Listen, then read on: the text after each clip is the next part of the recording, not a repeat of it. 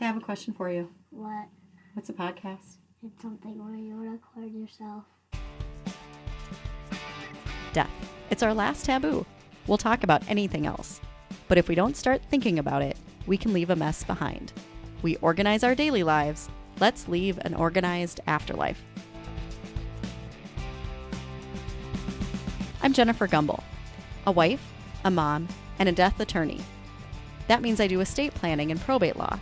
I'll talk about the legal issues that come up after someone dies, as well as some of the not-so-legal issues. Let's get over the taboo so we can have things organized for the ones we love.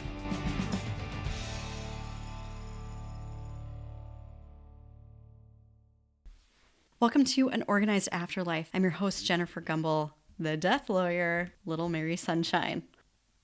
Now today, we've come to the celebrity estate that I know the most about, I feel the most comfortable talking about, and this just has almost unending lessons for each of us, but I'm going to focus on the two big ones. Now, the estate that I'm talking about is the Prince estate. This is an estate that I know in and out because it's based in Minnesota. He resided in Minnesota. That's where I reside and practice. Now, what was so shocking, the headline that came out of his estate is that he didn't have a will. And initially, I'm on the record on Twitter by not being terribly thrown off that he didn't have a will, because I thought obviously he had a plan. Did that sound a little weird to you? That might. That I said, well, he might not have had a will, but maybe he had a plan. See, we think that, or at least my industry has a bad habit of marketing wills as everyone needs a will, and once you have one, you have peace of mind, your estate plan is done. That's not exactly how it works. Wills are really useful tools to tell us what to do with things that are stuck, things that don't move automatically to someone, like a life insurance policy. The life insurance policy will have in it a beneficiary designation. When you take out the policy, the agent will ask you who should they write the check out to. And you give them a name and they list that as the beneficiary. And so when you pass away, then somebody, hopefully the beneficiary, knows about this policy and goes to the company and shows that you've passed away, and then they issue the check to the person. Okay, we're not looking at a will, because a will only tells us what to do with things that don't tell us what to do. A will tells us what happens to the probate estate, the assets that are stuck. Now, what I figured was that we probably wouldn't hear anything about his estate because, number one, we knew he was lawyered up.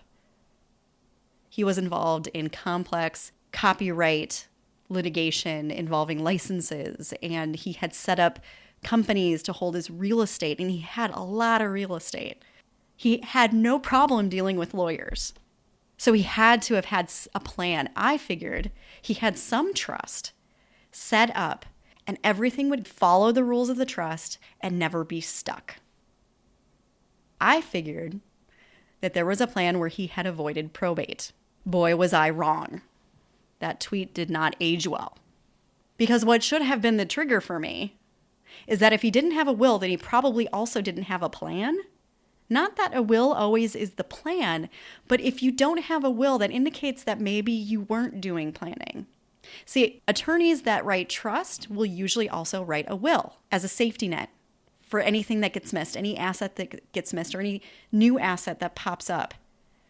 And so the fact that he didn't have a will was an indication that he didn't have any other planning. That should have been a red flag for me. He didn't have anything else. He didn't have a trust in place. And he didn't have any other automatic transfers for things to move somewhere. All of those businesses he had, all of the trademarks he had, all of the other assets that he had weren't moving automatically. And when those things don't move automatically, you need some sort of legal process to get those moved. In my state, that takes an affidavit or a legal court process. Of course, Prince's estate was large enough, had lots of real estate, and when that stuff is stuck, then there's a probate. And boy, is this one complicated. And I can find all that out because probates are public knowledge, which is a shock to anyone who followed Prince because he seemed like a pretty secretive guy. This is probably not how he wanted this to go. And see, so here's what I think happened. The first 2 episodes I ever did, you can go back to season 1 and listen to them, are the 2 hurdles that I think stop people from getting this stuff done. One is dealing with lawyers, okay? That can be intimidating because most people don't normally deal with lawyers, and so they don't really know how to find the right one. It can be a little intimidating. And so that's one reason. Prince obviously didn't have that problem. And so I think it was completely revolving around the other hurdle. And that was acknowledging the fact that you're not going to live forever. People don't love doing their estate plan because they haven't wrapped their head around the fact that they're not immortal. Whatever kingdom they're making here, they're not always going to have control over it. Their time here is limited. That's kind of a punch in the gut if you haven't given some thought to that. And I think that was what was going on in this case. Someone who I'm sure had lawyers tell him that he needed to do an estate plan. And he couldn't wrap his head around the fact that he would be going, or, yeah, sure, theoretically someday, but there had to have been plenty of time left, right? He was in his early 50s.